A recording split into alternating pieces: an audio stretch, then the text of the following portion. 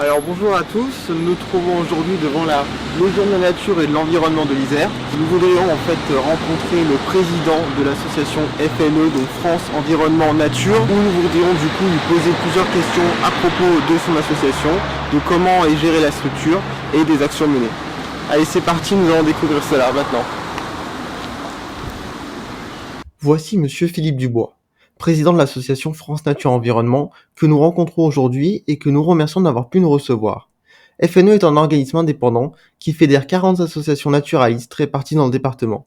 Il comporte 11 salariés avec un budget de 600 000 euros. Quelles sont les actions concrètes que vous menez sur le terrain pour protéger notamment la nature et l'environnement? Les projets sont lancés par des collectivités ou des maîtres d'ouvrage. Quand ces projets ne nous paraissent pas conformes à la protection de la nature, dans ces cas-là, on propose aux maîtres d'ouvrage de se rencontrer, de se mettre autour d'une table et de discuter. Si jamais la discussion n'aboutit pas, si on n'aboutit pas à un consensus, dans ces cas-là, après on va au contentieux, on va auprès du tribunal. Alors je donne un exemple, il y a eu l'année dernière une extension de carrière dans l'Ouezan.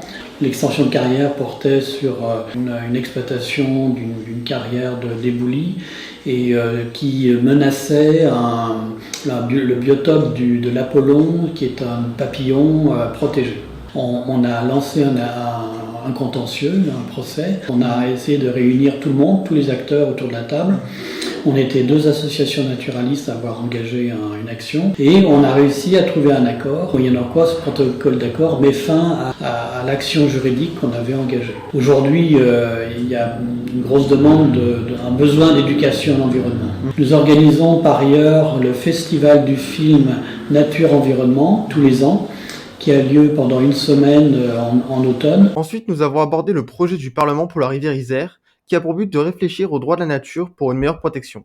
Ça vient du constat que sur Grenoble, on cumule des handicaps, la pollution de la nappe sur Grenoble, la nappe phréatique, l'accaparement de l'eau par les industriels et l'agriculture intensive, et puis cette perspective de réchauffement climatique qui va faire qu'en 2050, c'est la moitié du débit de l'Isère qui sera réduit. Je pense que l'eau est un défi majeur, avec le réchauffement climatique, la fonte des glaciers, la diminution de moitié du débit de l'Isère. En 2050, c'est un très très gros enjeu, puisque à terme, ça veut dire qu'il va falloir réguler les usages de l'eau. Ça va être quelque part la guerre de l'eau. Et je pense qu'on est déjà aux prémices de cette guerre de l'eau dans les années à venir. De la sensibilisation à l'action, l'association incarne l'esprit du changement, transformant les défis en opportunités et les rêves écologiques en réalité tangible.